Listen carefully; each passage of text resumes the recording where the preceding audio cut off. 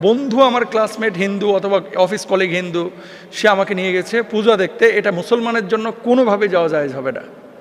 এখন বলবেন যে মোহতারাম, তাহলে পূজা কি আমি দেখতে যাইতে পারবো না? না, আপনার জন্য জায়েজ নাই। উমর রাদিয়াল্লাহু তাআলা আনহু বলছেন কি, খেয়াল করেন, যে এমন একটা জায়গায় তুমি গিয়েছো যে জায়গাটায় আল্লাহর লানত বর্ষিত হচ্ছে, যেখানে আল্লাহর সাথে সরাসরি শিরিক করা হচ্ছে। তো যেই জায়গাটা আল্লাহ পছন্দ করছেন না, নবী পছন্দ করছেন না, সাহাবীরা পছন্দ করছেন না, ফেরেশতা পছন্দ করছেন না, সারা দুনিয়ার মুমিনরা পছন্দ করছে না, যে জায়গাটার উপর আল্লাহর লানত পড়ছে সেই জায়গাটায় তুমি পছন্দ করে যাচ্ছ, তার মানে আল্লাহর বিপক্ষে তুমি অবস্থান নিয়েছো। এটাই চূড়ান্ত বাস্তব কথা। এজন্য ওমর রাদিয়াল্লাহু তাআলা আনহু সরাসরি নিষেধ করেছেন। আল্লাহর হাবিব সাল্লাল্লাহু আলাইহি ওয়াসাল্লাম কি বলছেন?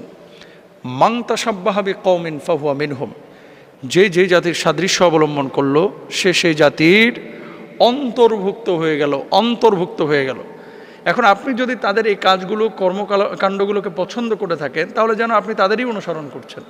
কিছু যুবক আছে, কিছু মেয়েদেরকে দেখা যায় ওই মন্দিরে যে ভাই, মানে ওই যে ওরা যে দিওয়ালি, তারপরে ওই যে রং টং মারিয়া যখন খেলাধুলা করে, আনন্দ ফুর্তি করে, অনেক মুসলিম মেয়েরা পর্যন্ত এই যে আপনার কপালে সিঁদুরের মতো কী যেন দিয়ে ফেলে, হিন্দুরা যেগুলো ব্যবহার করে এগুলো করে ফেলে, এগুলো জায়েজ নাই। আচ্ছা, আপনি যে জুমার নামাজ পড়তেছেন, কয়জন হিন্দু আপনার মসজিদে আসে? আমার মসজিদে আসে। কোরবানির গরু যখন জবাই করছেন, কয়জন হিন্দু খ্রিস্টান আসে? আপনি আপনার ধর্মীয় উৎসবগুলোতে যখন অংশ নিচ্ছেন, কয়জন অমুসলিম আপনার আশপাশে আসে?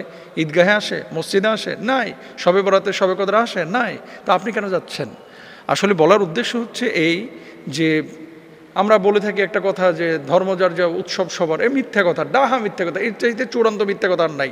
হিন্দুরাও এ কথা বিশ্বাস করে না।